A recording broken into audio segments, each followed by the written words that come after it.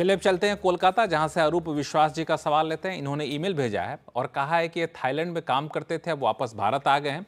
जब थाईलैंड में नौकरी करते थे तो वहां पे सोशल सिक्योरिटी स्कीम में पैसा वो लगाते थे।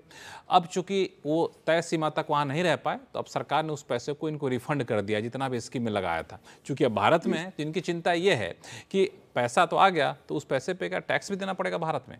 मुकेश जी। लक्ष्मण जी, चिंता का कोई कारण इसलिए नहीं है क्योंकि जो पैसा उनको यहाँ मिल रहा है वो उन्हीं का ओरिजिनल कैपिटल कंट्रीब्यूशन था, और किसी को अपनी कैपिटल इन्वेस्टेड वापस मिलती है जिस पर कोई एप्रिसिएशन गेन या इनकम नहीं है, तो उस पर टैक्स का कोई सवाल नहीं है। तो ही नीड नॉट वरी अबाउट।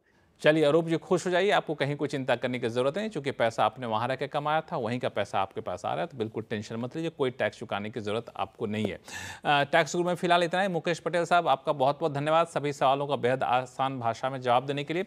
दर्शकों से यही कहूँगा, आपके पास कोई भी सवाल हो इनकम टैक्स से जुड़ा हुआ या फिर जीएसटी से, आप हमें लिख भेजिए tax@moneycontrol.com पर। सवाल के साथ अपना नाम और मोबाइल नंबर लिखना ना भूलें। फिलहाल के लिए दीजिए इजाजत। देखते रहिए CNBC आवाज़। नमस्कार।